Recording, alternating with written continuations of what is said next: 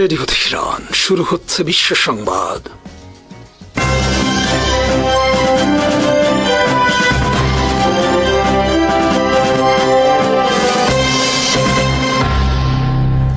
শুরুতেই সংবাদ শিরোনাম। যুক্তরাষ্ট্র, সৌদি আরব আজব করে ইরাকের জনপ্রিয় প্রতিরোধ বাহিনীর পপুলার মোবিলাইজেশন ফোর্সেসের একাধিক ঘাঁটি ও অস্ত্র গুদামে যৌথ বিমান হামলা চালানোর দাবি করেছে। দুই দেশের পক্ষ থেকে বলা হয়েছে, সৌদি আরবের তেল স্থাপনায় সাম্প্রতিক ড্রোন হামলার জবাব হিসেবে এই অভিযান পরিচালনা করা হয়েছে।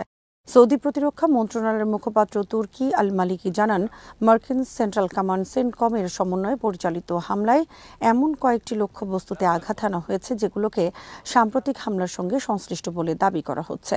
অন্যদিকে সেন্টকম জানায়, গত ৭২ ঘণ্টায় ইরাকের ভূখণ্ড থেকে সৌদি আরবের পূর্বাঞ্চল ও রাজধানী রিয়াদের তেল স্থাপনাগুলোর বিরুদ্ধে ৩০টির বেশি ড্রোন হামলার অভিযোগের পরিপ্রেক্ষিতে এই অভিযান চালানো হয়েছে। ইরাকি ও আরব গণমাধ্যমের খবরে বলা হয়েছে, দেশটির বিভিন্ন প্রদেশে একাধিক স্থানে বিমান হামলা হয়েছে, তবে এখন পর্যন্ত হতাহত ক্ষয়ক্ষতির পূর্ণাঙ্গ সরকারি তথ্য প্রকাশ করা হয়নি। প্রতিবেদন অনুযায়ী সবচেয়ে বড় হামলা হয়েছে বসরা প্রদেশে। সেখানে আল দাইর এলাকায় হাসদ আল শাবির অপারেশনাল সদর দপ্তর এবং অস্ত্র গুদাম লক্ষ্য করে হামলা চালানো হয়েছে বলে জানা গেছে। বসরায় পিএমইউর অপারেশনস কমান্ড জানিয়েছে, তাদের একটি সদর দপ্তরের আশপাশে ৩টি বিমান হামলা হয়েছে এবং ২টি ক্ষেপণাস্ত্র কাছাকাছি এলাকায় আঘাত এনেছে। এছাড়া ওয়াসিদ প্রদেশের আল সুওয়াইরা এলাকার আল ফাতহ আল মুবিন ঘাঁটি, বাবিল প্রদেশের জুফর আল নাসর এবং নিনেভে, কিরকুক ও কারবালার কয়েকটি অবস্থানেও হামলার খবর পাওয়া গেছে। ইরানের ইসলামী বিপ্লবী গার্ড বাহিনীর নৌ শাখা দাবি করেছে, হরমুজ প্রণালীতে একটি অননুমোদিত ও ঝুঁকিপূর্ণ নৌপথ ব্যবহার করায় ৩টি তেলবাহী ট্যাঙ্কারে হামলা চালিয়ে সেগুলোকে অচল করে দেওয়া হয়েছে। আইআরজিসির এক বিবৃতিতে বলা হয়, সংশ্লিষ্ট ট্যাঙ্কারগুলোকে একাধিকবার সতর্ক করা হলেও তারা নির্দেশনা উপেক্ষা করে ওই পথেই অগ্রসর হতে থাকে। এরপর আইআরজিসির নৌবাহিনী অভিযান চালিয়ে জাহাজগুলোকে লক্ষ্যবস্তুতে পরিণত করে এবং তাদের চলাচল বন্ধ করে দেয়। তবে ট্যাঙ্কারগুলো কোন দেশের পতাকাবাহী ছিল, কী ধরনের তেল বা পণ্য বহন করছিল কিংবা ক্রুদের অবস্থা কী ছিল, এসব বিষয়ে কোনো তথ্য প্রকাশ করেনি আইআরজিসি। বিবৃতিতে আরও বলা হয়, হরমুজ প্রণালীর ওপর ইরানের পূর্ণ নিয়ন্ত্রণ রয়েছে এবং এই অঞ্চলে যুক্তরাষ্ট্রের সামরিক বাহিনীর পক্ষ থেকে জাহাজগুলোকে দেয়া যে কোনো অবৈধ নির্দেশনা বা হস্তক্ষেপ কঠোর জবাবের মুখোমুখি হবে। আইআরজিসির দাবি, সাম্প্রতিক সময়ে হরমুজ প্রণালীকে কেন্দ্র করে যে উত্তেজনা তৈরি হয়েছে, এই অভিযান তারই ধারাবাহিকতা। তারা পুনর্ব্যক্ত করেছে যে যুক্তরাষ্ট্রের সামরিক হস্তক্ষেপ অব্যাহত থাকলে প্রণালীটির স্বাভাবিক নৌ চলাচলের জন্য উন্মুক্ত করা হবে না। ইরানের Islamic revolutionary guard corps IRGC দাবি করেছে, তারা জর্ডানে অবস্থিত মার্কিন সেনাবাহিনীর একটি বিমান ঘাঁটি ও কেন্দ্রীয় কমান্ড স্থাপনাকে লক্ষ্য করে একাধিক ব্যালিস্টিক ক্ষেপণাস্ত্র নিক্ষেপ করেছে। সংস্থাটির ভাষ্য অনুযায়ী যুক্তরাষ্ট্রের সাম্প্রতিক সামরিক পদক্ষেপের জবাব হিসেবে এই হামলা চালানো হয়েছে। আইআরজিসির অ্যারোস্পেস ফোর্স এক বিবৃতিতে জানায়, হামলাটি ছিল মার্কিন সেনাবাহিনীর আগ্রাসী কর্মকাণ্ডের প্রতিক্রিয়া। বিবৃতিতে যুক্তরাষ্ট্রের বিরুদ্ধে ইরানের স্বার্থ বিরোধী কর্মকাণ্ড চালানোর অভিযোগ তুলে বলা হয়, যতদিন এসব হুমকি ও পদক্ষেপ অব্যাহত থাকবে ততদিন তাদের প্রতিরোধও চলবে। বিবৃতিতে আরও বলা হয়, ইসলামিক রিপাবলিক অফ ইরানের বিরুদ্ধে হুমকি অব্যাহত থাকলে এবং মার্কিন বাহিনী তাদের স্বার্থের বিরুদ্ধে অবৈধ ও উস্কানিমূলক কর্মকাণ্ড চালিয়ে গেলে প্রতিরোধও অব্যাহত থাকবে। মার্কিন কর্মকর্তাদের হুমকি এবং আমাদের স্বার্থে অবৈধ হস্তক্ষেপ অবশ্যই বন্ধ করতে হবে। ইয়েমেনের সামরিক বাহিনীর মুখপাত্র ইয়াহিয়া সারি দাবি করেছেন, বুধবার ভোরে দেশটির উত্তরাঞ্চলের সাদা প্রদেশের আকাশসীমায় একটি সৌদি গুপ্তচর ড্রোন ভূপাতিত করা হয়েছে। এক বিবৃতিতে ইয়াহিয়া সারি বলেন, ইয়েমেনের সশস্ত্র বাহিনী উপযুক্ত অস্ত্র ব্যবহার করে বুধবার ভোরে ড্রোনটি গুলি করে ভূপাতিত করে। তিনি জানান, ড্রোনটি ইয়েমেনের আকাশসীমায় প্রবেশের পর সেটিকে লক্ষ্যবস্তু করা হয়। সারি আরও বলেন, দেশের সার্বভৌমত্ব ও আকাশসীমা রক্ষায় ইয়েমেনের সশস্ত্র বাহিনী তাদের প্রতিরক্ষা কার্যক্রম অব্যাহত রাখবে। তিনি জোর দিয়ে বলেন, যে কোনো আগ্রাসনের জবাব দেয়া আমাদের বৈধ অধিকার। এই ঘটনার একদিন আগেই মঙ্গলবার ইয়াহিয়া সারি আরেকটি বিবৃতিতে দাবি করেছিলেন যে ইয়েমেনি বাহিনী সৌদি আরবের বিরুদ্ধে আরোপিত নৌ অবরোধ লঙ্ঘনের অভিযোগে সৌদি তেলবাহী ট্যাঙ্কার এনসিসি গাজালে একাধিক ব্যালিস্টিক ক্ষেপণাস্ত্র নিক্ষেপ করেছে। তার ভাষ্য অনুযায়ী জাহাজটি ইয়েমেন ঘোষিত নৌ অবরোধ উপেক্ষা করে চলাচল করছিল, যার কারণে সেটিকে লক্ষ্য করে হামলা চালানো হয়। মার্কিন প্রেসিডেন্ট ডোনাল্ড ট্রাম্প একদিকে ইরানের বিরুদ্ধে সামরিক হামলার হুমকি দিচ্ছেন, অন্যদিকে আলোচনার কথাও বলছেন। ফক্স নিউজকে দেয়া সাক্ষাৎকারে তিনি ইরানের পারমাণবিক স্থাপনা ও গুরুত্বপূর্ণ অবকাঠামোতে হামলার হুমকি দিলেও পরে বলেন তিনি বিদ্যুৎ কেন্দ্র বা বেসামরিক স্থাপনায় হামলা চান না। একই সঙ্গে তিনি দাবি করেন ইরানের সঙ্গে ভালো আলোচনা চলছে, তবে তেহরান সরাসরি যুক্তরাষ্ট্রের সঙ্গে আলোচনার দাবি নাকচ করেছে। ইরানের পররাষ্ট্র মন্ত্রণালয়ের মুখপাত্র ইসমাইল বাঘাই জানিয়েছেন ওয়াশিংটনের সঙ্গে কোনো প্রত্যক্ষ আলোচনা হচ্ছে না, কেবল মধ্যস্থতাকারীরা বার্তা আদান প্রদান করছেন। ওমানের নেতৃত্বে কাতার, পাকিস্তান ও মিশর এর মধ্যস্থতায় যুক্ত রয়েছে। উভয় পক্ষের বিরোধের কেন্দ্রবিন্দুতে রয়েছে হরমুজ প্রণালীর নিয়ন্ত্রণ। জুনে স্বাক্ষরিত সমঝোতা স্মারকে ইরান নির্দিষ্ট সময়ের জন্য বাণিজ্যিক জাহাজ চলাচল সহজ করার প্রতিশ্রুতি দিলেও প্রণালীর উপর নিজের সার্বভৌম নিয়ন্ত্রণের দাবি বজায় রেখেছে। অন্যদিকে যুক্তরাষ্ট্র এই অবস্থান মেনে নেয়নি বলে প্রতিবেদনে উল্লেখ করা হয়েছে। প্রতিবেদনটিতে আরও দাবি করা হয়েছে যুক্তরাষ্ট্রের হামলার জবাবে ইরান আঞ্চলিক মার্কিন ঘাঁটিতে পাল্টা হামলা চালিয়েছে। একই সঙ্গে এনবিসি নিউজের বরাতে বলা হয়েছে মার্কিন সামরিক বাহিনী ক্ষেপণাস্ত্র প্রতিরোধী অস্ত্রের সীমিত মজুদের কারণে কোনো লক্ষ্যবস্তুতে প্রতিরোধ গড়ে তুলবে তা বেছে নিতে বাধ্য হচ্ছে, যদিও ট্রাম্প এ দাবি অস্বীকার করেছেন। রাশিয়ার প্রেসিডেন্টের মুখপাত্র দিমিত্রি পেসকভ দাবি করেছেন কাস্পিয়ান সাগরে একটি ইরানি বাণিজ্যিক জাহাজে ইউক্রেনের হামলা কার্যত ইরানের উপরই আক্রমণের শামিল। মঙ্গলবার তিনি বলেন এই ঘটনা প্রমাণ করে ইউক্রেন থেকে উদ্ভূত হুমকি মোকাবেলা করা কতটা জরুরি। সপ্তাহান্তে সংঘটিত ওই হামলায় জাহাজে বিস্ফোরণ ঘটে, এতে একজন ইরানি নাবিক নিহত এবং অপর একজন গুরুতর আহত হন। ঘটনার পরপরই ইরানের পররাষ্ট্রমন্ত্রী আব্বাস আরাকচি কূটনৈতিক তৎপরতা শুরু করেন। তিনি ইউরোপীয় ইউনিয়নের পররাষ্ট্রনীতি বিষয়ক প্রধান কায়া কালাসের সঙ্গে টেলিফোনে কথা বলে বেসামরিক অবকাঠামো বাণিজ্যিক জাহাজে হামলার তীব্র নিন্দা জানান। একই সঙ্গে তিনি জাতিসংঘ নিরাপত্তা পরিষদ, ইউরোপীয় ইউনিয়ন এবং আন্তর্জাতিক সম্প্রদায়ের প্রতি ইউক্রেনের এই পদক্ষেপের স্পষ্ট নিন্দা জানানোর আহ্বান জানান এবং হামলার জন্য দায়ী ব্যক্তি, প্ররোচনাদাতা ও সমর্থকদের জবাবদিহির আওতায় আনার দাবি করেন। পরে সামাজিক যোগাযোগ মাধ্যমে এক্সে দেয়া এক বার্তায় আরাকচি সরাসরি ইউক্রেনের প্রেসিডেন্ট ভলোদিমির জেলেনস্কির সমালোচনা করেন। তিনি অভিযোগ করেন জেলেনস্কির নির্দেশে একটি ইরানি বাণিজ্যিক জাহাজে হামলা চালিয়ে একজন নাবিককে হত্যা করা হয়েছে, যা জাতিসংঘ সনদের সুস্পষ্ট লঙ্ঘন। তিনি আরও দাবি করেন ইসরায়েলের স্বার্থে ইউরোপকে যুদ্ধে টানার উদ্দেশ্যে এই হামলা চালানো হয়েছে এবং এই ঘটনার কোনো জবাব ছাড়া থাকবে না। একই সময় তেহরানে ইউক্রেনের ভারপ্রাপ্ত রাষ্ট্রদূতকে তলব করে ইরানের পররাষ্ট্র মন্ত্রণালয় আনুষ্ঠানিকভাবে কঠোর প্রতিবাদ জানায়। ইরান স্পষ্ট করে জানায় দেশটির নাগরিকদের জীবন, সম্পদ এবং আন্তর্জাতিক বাণিজ্য পথকে লক্ষ্য করে যে কোনো ধরনের হামলা মেনে নেওয়া হবে না এবং এ ধরনের ঘটনার বিরুদ্ধে প্রয়োজনীয় পদক্ষেপ নেওয়া হবে। মধ্যপ্রাচ্যের চলমান সংঘাত নতুন এক মাত্রা পেয়েছে বলে দাবি করা হচ্ছে। বিভিন্ন গণমাধ্যম ও সামাজিক মাধ্যমে প্রচারিত তথ্য অনুযায়ী ইরানের ইসলামিক রেভলিউশনারি গার্ড কর্পস যুক্তরাজ্যের গ্লোচেস্টারশায়ার অবস্থিত RAF ফেয়ারফোর্ড বিমান ঘাঁটিকে সম্ভাব্য লক্ষ্যবস্তু হিসেবে সতর্কবার্তা দিয়েছে। এই ঘাঁটিটি ইরানের সীমান্ত থেকে প্রায় 4000 কিলোমিটার দূরে অবস্থিত। IRGC তাদের এক বিবৃতিতে বলেছে ইরানের বিরুদ্ধে সামরিক হামলার জন্য যে কোনো দেশের ভূখণ্ড বা সামরিক ঘাঁটি ব্যবহার করা হলে দূরত্ব যাই হোক না কেন সেই ঘাঁটিকে বৈধ সামরিক লক্ষ্য হিসেবে বিবেচনা করা হবে। ইরানের দাবি তাদের জাতীয় নিরাপত্তা ও সার্বভৌমত্বের বিরুদ্ধে ব্যবহৃত প্রতিটি সামরিক স্থাপনাই জবাবি হামলার আওতায় আসতে পারে। বিস্তারিত রিপোর্টে।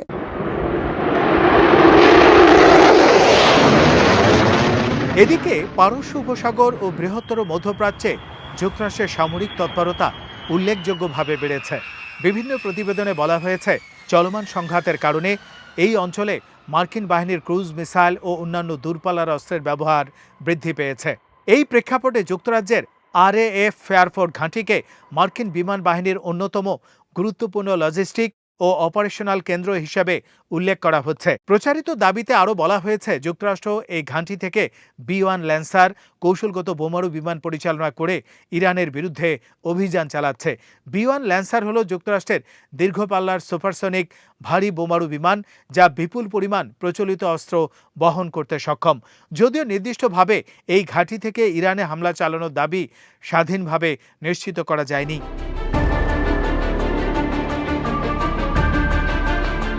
কিন্তু একই সঙ্গে কিছু প্রতিবেদনে দাবি করা হয়েছে যে যুক্তরাজ্যের নতুন প্রধানমন্ত্রী অ্যান্ডি বার্নহ্যাম ক্ষমতায় আসার পর যুক্তরাষ্ট্রকে এই ঘাঁটি ব্যবহারের অনুমতি দিয়েছেন।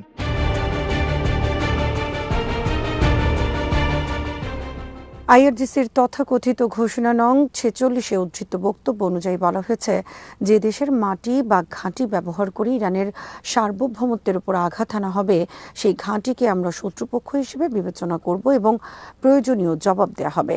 এই ধরনের বক্তব্য ইরানের দীর্ঘদিনের প্রতিরক্ষা নীতির সঙ্গে সামঞ্জস্যপূর্ণ, যেখানে তেহরান বারবার বলে এসেছে যে তৃতীয় কোনো দেশের ভূখণ্ড থেকে হামলা হলে সেই দেশও সংঘাতের অংশ হিসেবে বিবেচিত হবে।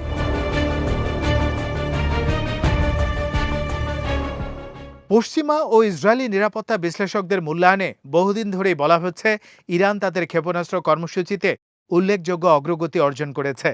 যদিও ইরানের হাতে ৪,০০০ কিলোমিটার পাল্লার কার্যকর ব্যালিস্টিক ক্ষেপণাস্ত্র রয়েছে কিনা সে বিষয়ে প্রকাশ্য ও স্বাধীনভাবে কোনো তথ্যই জানা যায়নি।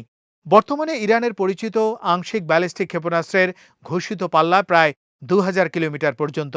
তবে দীর্ঘপাল্লার প্রযুক্তি উন্নয়নের বিষয়ে বিভিন্ন আন্তর্জাতিক মহলে আলোচনা রয়েছে। বিশ্লেষকদের মতে যুক্তরাজ্যের মতো ন্যাটো সদস্য রাষ্ট্রের মূল ভূখণ্ডে হামলার প্রকাশ্য হুমকি বাস্তবে কার্যকর হলে তা শুধু মধ্যপ্রাচ্য নয়, বরং ইউরোপীয় নিরাপত্তা ব্যবস্থার জন্য বড় ধরনের সংকট সৃষ্টি করতে পারে। এতে ন্যাটো জোটের প্রতিক্রিয়া, যুক্তরাষ্ট্রের সামরিক অবস্থান এবং পুরো অঞ্চলের নিরাপত্তা পরিস্থিতি আরও জটিল হয়ে উঠতে পারে।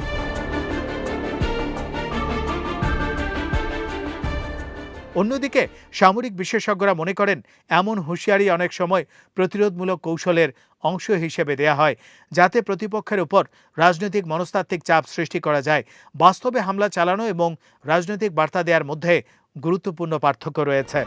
মধ্যপ্রাচ্যে চলমান আঞ্চলিক সংঘাত আরও বিস্তৃত আকার ধারণ করছে। যুক্তরাষ্ট্র ও সৌদি আরবের যৌথ হামলায় ইরাকের ৭টি প্রদেশে অন্তত ২০ জন ইরাকি যোদ্ধা নিহত এবং আরও ৩২ জন আহত হয়েছে বলে বিভিন্ন সূত্র জানিয়েছে। হামলাগুলো সংঘাতকে নতুন মাত্রায় নিয়ে গেছে এবং অঞ্চল জুড়ে উত্তেজনা আরও বেড়ে গেছে। কয়েকদিনের তুলনামূলক শান্ত পরিস্থিতির পর নতুন করে উত্তেজনা সৃষ্টি করে ইরান জানিয়েছে তারা জর্ডানে অবস্থিত একটি মার্কিন সামরিক ঘাঁটিকে লক্ষ্য করে ক্ষেপণাস্ত্র হামলা চালিয়েছে। তবে জর্ডানের সেনাবাহিনী দাবি করেছে ভোরে তাদের আকাশ প্রতিরক্ষা ব্যবস্থা ৫টি ক্ষেপণাস্ত্র সফলভাবে ভূপাতিত করেছে, ফলে বড় ধরনের ক্ষয়ক্ষতি এড়ানো সম্ভব হয়েছে। এদিকে কৌশলগতভাবে গুরুত্বপূর্ণ হরমুজ প্রণালীকে কেন্দ্র করেও নতুন বিরোধ দেখা দিয়েছে। ওমানের পক্ষ থেকে প্রণালীর নৌ চলাচলের রুট ভাগাভাগির একটি প্রস্তাব দেয়া হলেও তা প্রত্যাখ্যান করেছে তেহরান। ইরান স্পষ্টভাবে জানিয়েছে তারা হরমুজ প্রণালীর প্রবেশ মুখের উপর পূর্ণ নিয়ন্ত্রণ এবং বহির্গমন রুটের উপরও আংশিক নিয়ন্ত্রণ চায়। বিশ্লেষকদের মতে সামরিক অভিযান, পাল্টা হামলা এবং হরমুজ প্রণালীকে ঘিরে কূটনৈতিক অচলাবস্থা সব মিলিয়ে মধ্যপ্রাচ্যের নিরাপত্তা পরিস্থিতি আরও জটিল হয়ে উঠছে। দক্ষিণ লেবাননের নাবাতিয়া অঞ্চলে আবারও ব্যাপক গোলাবর্ষণ চালিয়েছে ইসরায়েলি বাহিনী। লেবাননের রাষ্ট্রীয় সংবাদ সংস্থা ন্যাশনাল নিউজ এজেন্সি জানিয়েছে স্থানীয় সময় সকাল ৯টা ১৫ থেকে আপার নাবাতিয়ের উপকণ্ঠে অবস্থিত আলী তাহের পাহাড় লক্ষ্য করে ইসরায়েলি আর্টিলারি হামলা শুরু হয়। একই সময়ে দক্ষিণ লেবাননের বিনতে জবেইল জেলার আইতা আল জাবাল শহরের উপকণ্ঠ পর্যন্ত ইসরায়েলি সামরিক যান অগ্রসর হয়। পরে সেগুলো হাদাথা এলাকার দিকে ফিরে যায় বলে জানিয়েছে এনএনএ। এদিকে নাবাতিয়ে আলা ফাউকা শহরেও তীব্র গোলাবর্ষণের খবর পাওয়া গেছে। এনএনএর তথ্য অনুযায়ী ইসরায়েল অধিকৃত সীমান্তবর্তী কফর কেলা গ্রামের কাছে তেল আল নাহাস এলাকায় অবস্থানরত ইসরায়েলি সামরিক ঘাঁটি থেকে হামলা চালানো হয়। সংবাদ সংস্থাটি বলেছে গোলাবর্ষণ ছিল অত্যন্ত তীব্র ও লক্ষ্যভিত্তিক, যার ফলে এলাকায় নতুন করে আতঙ্ক ছড়িয়ে পড়ে। যদিও ইসরায়েল ও লেবানন সরকারের মধ্যে একটি যুদ্ধবিরতি কার্যকর রয়েছে, তবুও সীমান্ত এলাকায় বিচ্ছিন্ন হামলা ও সামরিক তৎপরতা অব্যাহত রয়েছে। একই সঙ্গে ইসরায়েলের দক্ষিণ লেবাননে সামরিক উপস্থিতি ও দখলদারিত্বের অবসান ঘটাতে কূটনৈতিক প্রচেষ্টা চলমান রয়েছে। সাম্প্রতিক এই গোলাবর্ষণ যুদ্ধবিরতির স্থায়িত্ব নিয়ে নতুন করে প্রশ্ন তুলেছে। এখন পর্যন্ত হামলায় হতাহত বা ক্ষয়ক্ষতির বিষয়ে লেবাননের কর্তৃপক্ষ আনুষ্ঠানিকভাবে কোনো তথ্য প্রকাশ করেনি। পরিস্থিতি নিবিড়ভাবে পর্যবেক্ষণ করছে সংশ্লিষ্ট কর্তৃপক্ষ এবং সীমান্ত অঞ্চলে উত্তেজনা আরও বাড়তে পারে বলে আশঙ্কা করা হচ্ছে। ইরাকের পপুলার মোবিলাইজেশন ফোর্সেস জানিয়েছে যুক্তরাষ্ট্র ও সৌদি আরবের যৌথ বিমান হামলায় তাদের অন্তত ২০ জন যোদ্ধা নিহত এবং আরও ৩২ জন আহত হয়েছেন। মঙ্গলবার প্রকাশিত এক বিবৃতিতে সংস্থাটি জানায়, হতাহতের এই সংখ্যা প্রাথমিক এবং মাঠ পর্যায়ের মূল্যায়ন শেষ হলে তা আরও বাড়তে পারে। পিএমএফ এর দাবি, হামলাগুলো ইরাকের ৭টি প্রদেশে তাদের বিভিন্ন অবস্থানকে লক্ষ্য করে চালানো হয়েছে। এসব প্রদেশের মধ্যে রয়েছে বাগদাদ, ওয়াসিদ, মিনেভেহ, বসরা, কিরকুক, কারবালা এবং দিয়ালা। সংস্থাটির ভাষ্য অনুযায়ী হামলায় তাদের বিভিন্ন সামরিক স্থাপনা ক্ষতিগ্রস্ত হয়েছে। বিবৃতিতে আরও বলা হয়, বিমান হামলার ফলে ভবন, সামরিক যানবাহন এবং বিভিন্ন ধরনের সামরিক সরঞ্জামেরও ব্যাপক ক্ষয়ক্ষতি হয়েছে। তবে ক্ষয়ক্ষতির পূর্ণাঙ্গ হিসাব এখনও প্রকাশ করা হয়নি। ইরাকের রাষ্ট্রীয় স্বীকৃত নিরাপত্তা কাঠামোর অংশ পিএমএফ মূলত শিয়া সশস্ত্র গোষ্ঠীগুলোর সমন্বয়ে গঠিত একটি জোট। সাম্প্রতিক এই হামলা মধ্যপ্রাচ্যে চলমান উত্তেজনার মধ্যে নতুন করে উদ্বেগ সৃষ্টি করেছে। ইরানের Islamic revolutionary guard corps IRGC দাবি করেছে, যুক্তরাষ্ট্রের নতুন করে আগ্রাসনের জবাবে তারা জর্ডানে অবস্থিত মার্কিন সেনাবাহিনীর একটি বিমান ঘাঁটি এবং সেন্ট্রাল কমান্ড সেন্টকমের একটি কমান্ড সেন্টারে একাধিক ব্যালিস্টিক ক্ষেপণাস্ত্র নিক্ষেপ করেছে। আইআরজিসির অ্যারোস্পেস ফোর্স এক বিবৃতিতে জানায়, এই হামলা চালানো হয়েছে শিশু হত্যাকারী মার্কিন সেনাবাহিনীর আগ্রাসী কর্মকাণ্ডের প্রতিক্রিয়া হিসেবে। তারা দাবি করে, ইরানের স্বার্থের বিরুদ্ধে যুক্তরাষ্ট্রের অবৈধ ও ষড়যন্ত্রমূলক পদক্ষেপ অব্যাহত থাকলে প্রতিরোধও অব্যাহত থাকবে। বিবৃতিতে আরও বলা হয়, ইসলামী প্রজাতন্ত্র ইরানের বিরুদ্ধে যতদিন হুমকি থাকবে এবং মার্কিন বাহিনী আমাদের স্বার্থের বিরুদ্ধে অবৈধ উস্কানিমূলক কর্মকাণ্ড চালিয়ে যাবে, ততদিন প্রতিরোধ চলবে। মার্কিন কর্মকর্তাদের হুমকি এবং আমাদের স্বার্থে অবৈধ হস্তক্ষেপ অবশ্যই বন্ধ করতে হবে। মধ্যপ্রাচ্যে চলমান উত্তেজনার মধ্যে এই হামলার দাবি নতুন করে আঞ্চলিক সংঘাত আরও বিস্তৃত হওয়ার আশঙ্কা তৈরি করেছে। যুক্তরাষ্ট্রের রাজধানী ওয়াশিংটন ডিসিতে সফররত ইসরায়েলের প্রধানমন্ত্রী বেনিয়ামিন নেতানিয়াহুর বিরুদ্ধে ব্যাপক বিক্ষোভ অনুষ্ঠিত হয়েছে। শত শত বিক্ষোভকারী আন্তর্জাতিক অপরাধ আদালতের জারি করা গ্রেফতারি পরোয়ানা কার্যকর করার দাবিতে রাস্তায় নেমে আসেন। প্রবল বৃষ্টির মধ্যেও বিক্ষোভকারীরা হোয়াইট হাউসের দিকে মিছিল করেন। এ সময় এলাকা জুড়ে অতিরিক্ত নিরাপত্তা ব্যবস্থা নেওয়া হয়। বিক্ষোভকারীরা বিভিন্ন স্লোগানের মাধ্যমে মার্কিন প্রশাসনের কাছে নেতানিয়াহুর বিরুদ্ধে আইসিসির পরোয়ানা বাস্তবায়নের আহ্বান জানান। এদিকে পৃথক এক ঘটনায় কয়েকজন বিক্ষোভকারী জর্জ টাউনের 4 সিজনস হোটেলের লবিতে প্রবেশ করেন। সে সময় সেখানে নেতানিয়াহু নৈশ ভোজে অংশ নিচ্ছিলেন বলে জানা যায়। সামাজিক মাধ্যমে ছড়িয়ে পড়া ভিডিওতে দেখা যায়, বিক্ষোভকারীরা হোটেলের ভেতরের রেস্তোরাঁর দিকে এগিয়ে যাওয়ার চেষ্টা করেন। পরে নিরাপত্তা কর্মীরা তাদের জোরপূর্বক সরিয়ে দেন। বিক্ষোভকারীরা বিবি বিবি তুমি লুকাতে পারবে না, তুমি গণহত্যা চালাচ্ছ স্লোগান দিতে থাকেন। বিবি নেতানিয়াহুর বহুল ব্যবহৃত ডাকনাম। উল্লেখ্য, ২০২৪ সালে আন্তর্জাতিক অপরাধ আদালত নেতানিয়াহু এবং ইসরায়েলের সাবেক প্রতিরক্ষা মন্ত্রী ইয়োভ গালান্তের বিরুদ্ধে গ্রেফতারি পরোয়ানা জারি করে। আদালত তাদের বিরুদ্ধে গাজায় ইসরায়েলের সামরিক অভিযানের সময় যুদ্ধাপরাধ ও মানবতা বিরোধী অপরাধ সংগঠনের অভিযোগ আনে। ইসরায়েল এসব অভিযোগ অস্বীকার করে আসছে এবং আইসিসির এখতিয়ারও স্বীকার করে না। অন্যদিকে যুক্তরাষ্ট্র আইসিসির সদস্য নয়, ফলে নেতানিয়াহুর যুক্তরাষ্ট্র সফরের সময় আইসিসির পরোয়ানা কার্যকর হওয়ার সম্ভাবনা নিয়ে আন্তর্জাতিক অঙ্গনে নতুন করে আলোচনা শুরু হয়েছে। ইসরায়েলের প্রধানমন্ত্রী বেনিয়ামিন নেতানিয়াহু মঙ্গলবার হোয়াইট হাউসে মার্কিন প্রেসিডেন্ট ডোনাল্ড ট্রাম্পের সঙ্গে প্রায় ৯০ মিনিটের একান্ত বৈঠক করেন। চলমান ইরান সংকটের প্রেক্ষাপটে এটি ট্রাম্পের দ্বিতীয় মেয়াদে দুই নেতার ৮ম বৈঠক। বৈঠক শেষে সামাজিক যোগাযোগ মাধ্যমে প্রকাশিত এক ভিডিও বার্তায় নেতানিয়াহু বলেন, এটি যুক্তরাষ্ট্রের কোনো প্রেসিডেন্টের সঙ্গে তার সেরা বৈঠকগুলোর একটি। তিনি জানান, দুই দেশের শীর্ষ কর্মকর্তাদের উপস্থিতিতে পূর্ণ সমন্বয় ও পারস্পরিক সহযোগিতার পরিবেশে আলোচনা হয়েছে। তার ভাষায় উভয় পক্ষের অভিন্ন লক্ষ্য হল ইরান যেন কখনোই পারমাণবিক অস্ত্র অর্জন করতে না পারে। পাশাপাশি ইসরায়েলের নিরাপত্তা ও ভবিষ্যৎ সংক্রান্ত বিভিন্ন বিষয়েও মতবিনিময় হয়েছে। হোয়াইট হাউসের প্রেস সচিব ক্যারোলিন লেভিট বৈঠক শেষে জানান, ট্রাম্পের নেতানিয়াহু ও ইউক্রেনের প্রেসিডেন্ট ভলোদিমির জেলেনস্কির সঙ্গে অনুষ্ঠিত বৈঠক ইতিবাচক ও ফলপ্রসূ ছিল। বৈঠকে ইসরায়েল লেবানন সীমান্তে যুক্তরাষ্ট্রের মধ্যস্থতায় হওয়া সাম্প্রতিক সমঝোতা বাস্তবায়ন, গাজা পরিস্থিতি এবং আঞ্চলিক নিরাপত্তা নিয়ে আলোচনা হয়েছে বলে ধারণা করা হচ্ছে। এর আগে চলতি বছরের এপ্রিল মাসে ইরান যুদ্ধবিরতি নিয়ে মতবিরোধের জেরে ট্রাম্প ও নেতানিয়াহুর সম্পর্কের অবনতি ঘটে। ট্রাম্প প্রকাশ্যে নেতানিয়াহুকে খুব কঠিন ব্যক্তি বলে মন্তব্য করেছিলেন। তবে নেতানিয়াহু সেই বিরোধকে কৌশলগত মতপার্থক্য বলে উল্লেখ করে বলেন, যুদ্ধের মূল লক্ষ্য নিয়ে উভয় নেতা একমত। 4 বছরের আপেক্ষিক শান্তি ও যুদ্ধবিরতির পর আবারও পূর্ণ মাত্রায় গৃহযুদ্ধের দ্বার প্রান্তে দাঁড়িয়ে আছে ইয়েমেন। সাম্প্রতিক কয়েকদিনে হুথি বাহিনীর ব্যাপক সামরিক তৎপরতা, সৌদি আরব সংশ্লিষ্ট জাহাজে ক্ষেপণাস্ত্র, ড্রোন হামলা এবং বিভিন্ন ফ্রন্টে নতুন করে সংঘর্ষের ঘটনায় দেশটিতে দীর্ঘস্থায়ী যুদ্ধ পুনরায় শুরু হওয়ার আশঙ্কা জোরালো হয়েছে। তবে বিশ্লেষকদের মতে অতীতের তুলনায় এবার হুথিদের সামনে পরিস্থিতি অনেক বেশি জটিল, কারণ সরকারপন্থী বাহিনী এখন আগের চেয়ে বেশি সংগঠিত ও সমন্বিত অবস্থানে রয়েছে। গত বুধবার হুথিরা দাবি করে তারা লোহিত সাগরে সৌদি আরবের 2টি জাহাজে ক্ষেপণাস্ত্র, ড্রোন হামলা চালিয়েছে। তাদের অভিযোগ, এসব জাহাজ হুথিদের আরোপিত অবরোধ অমান্য করে চলাচল করছিল। একই সময়ে দক্ষিণ পশ্চিমাঞ্চলের ধালে প্রদেশে হুথি যোদ্ধাদের সঙ্গে ইয়েমেনের আন্তর্জাতিকভাবে স্বীকৃত সরকারের অনুগত বাহিনীর তীব্র সংঘর্ষ হয়। এতে উভয় পক্ষ মিলিয়ে 30 জনেরও বেশি হতাহত হওয়ার খবর পাওয়া যায়। আল জাজিরার বিশ্লেষণ থেকে আরও জানাচ্ছেন ওয়াহিদ ফারুকি।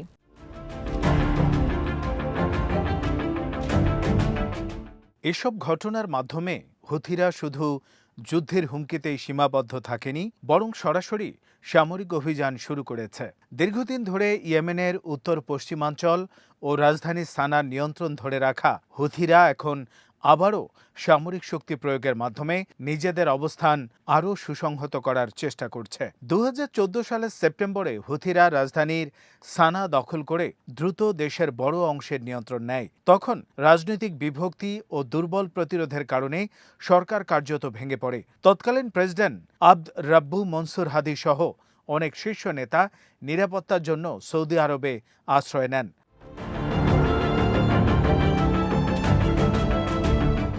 পরবর্তীতে 2015 সালের মার্চে সৌদি আরবের নেতৃত্বাধীন আরব জোট ইয়েমেন সরকারের পক্ষে যুদ্ধে যোগ দেয়।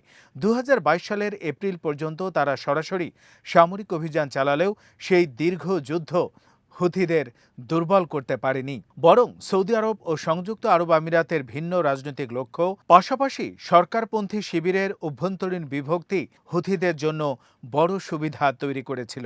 গত এক দশকে ইয়েমেন সরকার, সৌদি নেতৃত্বাধীন জোট, যুক্তরাষ্ট্র, যুক্তরাজ্য এবং ইসরায়েলের সামরিক হামলা মোকাবেলা করেও হুথিরা দেশের সবচেয়ে জনবহুল অঞ্চল এবং রাজধানী সানার নিয়ন্ত্রণ ধরে রেখেছে।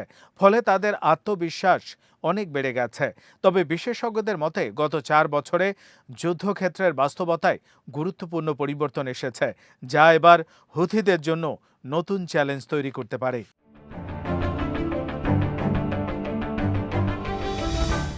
ইন্টারন্যাশনাল ক্রাইসিস গ্রুপের জ্যেষ্ঠ ইয়েমেন বিশ্লেষক আহমেদ নাগি বলেন, ইয়েমেনের প্রেসিডেন্সিয়াল লিডারশিপ কাউন্সিল বা সরকারপন্থী নেতৃত্ব এখন আগের তুলনায় অনেক বেশি ঐক্যবদ্ধ। সিদ্ধান্ত গ্রহণের সমন্বয় বেড়েছে। একই সঙ্গে সৌদি আরব এখন মাঠ পর্যায়ে সরকারপন্থী বিভিন্ন গোষ্ঠীর সঙ্গে আরও ঘনিষ্ঠভাবে কাজ করছে। ফলে সরকার আগের চেয়ে শক্তিশালী অবস্থানে রয়েছে এবং এটি হুথিদের জন্য যুদ্ধকে কঠিন করে তুলতে পারে। নাগির মতে, যদি সরকারপন্থী বাহিনী সমন্বিত কৌশল নিয়ে সামরিক অভিযান পরিচালনা করতে পারে, তাহলে হুথিদের ওপর বাস্তব চাপ সৃষ্টি করা সম্ভব হবে এবং যুদ্ধের ভারসাম্য বদলে যেতে পারে।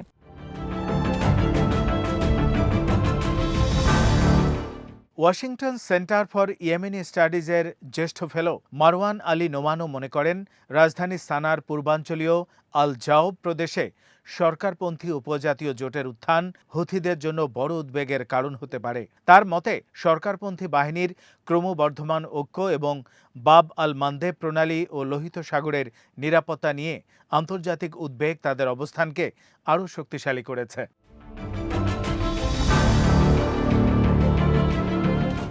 অন্যদিকে হুথিরা এখনও ক্ষেপণাস্ত্র ও ড্রোন প্রযুক্তিতে উল্লেখযোগ্য সক্ষমতা ধরে রেখেছে। তবে সংযুক্ত আরব আমিরাতের প্রত্যক্ষ ভূমিকা কমে যাওয়ার পর সরকারপন্থী বাহিনী, রাজনৈতিক ঐক্য, সামরিক পরিকল্পনা এবং আঞ্চলিক সমর্থন বৃদ্ধির সুযোগ পেয়েছে। 2023 থেকে 2025 সালের মধ্যে গাজায় ইসরায়েলি হামলার প্রতিবাদে হুথিরা যুক্তরাষ্ট্র ও ইসরায়েল সংশ্লিষ্ট জাহাজ লক্ষ্য করে লোহিত সাগরে একাধিক হামলা চালিয়েছিল। এর জবাবে যুক্তরাষ্ট্র, যুক্তরাজ্য ও ইসরায়েল ইয়েমেনে শত শত বিমান হামলা চালায়। পরে 2025 সালের মে মাসে যুক্তরাষ্ট্রের সঙ্গে সমঝোতার পর হুথিরা সাময়িকভাবে জাহাজে হামলা বন্ধ করে।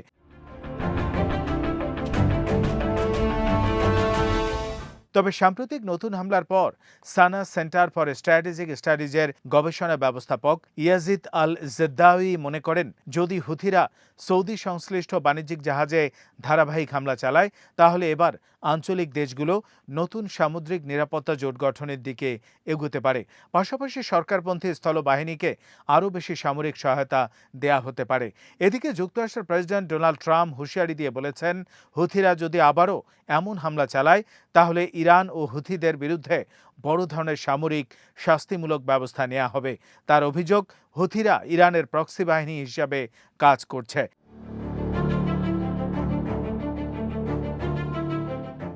অন্যদিকে হুথিদের হিসাব হল, সৌদি আরব ও আঞ্চলিক দেশগুলো দীর্ঘমেয়াদে যুদ্ধের পরিবর্তে দ্রুত সমঝোতার পথ বেছে নেবে। এরই মধ্যে আল জাউব প্রদেশে উপজাতীয় নেতা হামাদ আল হাজমিকে গ্রেপ্তার ও নির্যাতনের অভিযোগে নতুন রাজনৈতিক সংকট সৃষ্টি হয়েছে। মুক্তি পাওয়ার পর তিনি প্রকাশ্যে হুথিদের সমালোচনা করলে বিভিন্ন প্রদেশের হাজারো উপজাতীয় নেতা একত্রিত হয়ে হুথি বিরোধী অবস্থান নেয়। বিশ্লেষকদের মতে এই উপজাতীয় ঐক্য যদি টিকে থাকে এবং সরকারপন্থী বাহিনীর সঙ্গে কার্যকর সমন্বয় গড়ে ওঠে তাহলে তা হুথিদের জন্য নজিরবিহীন চ্যালেঞ্জ হয়ে দাঁড়াতে পারে।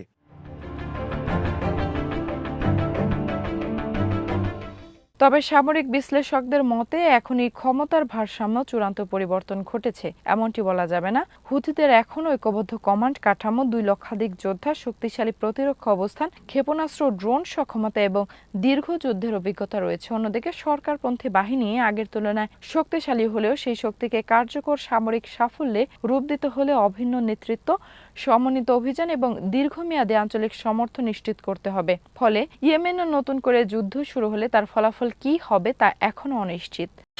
শ্রোতা বন্ধুরা, বিশ্ব সংবাদে এই ছিল আমাদের সর্বশেষ আয়োজন। সঙ্গে থাকার জন্য আপনাদের সবাইকে অসংখ্য ধন্যবাদ।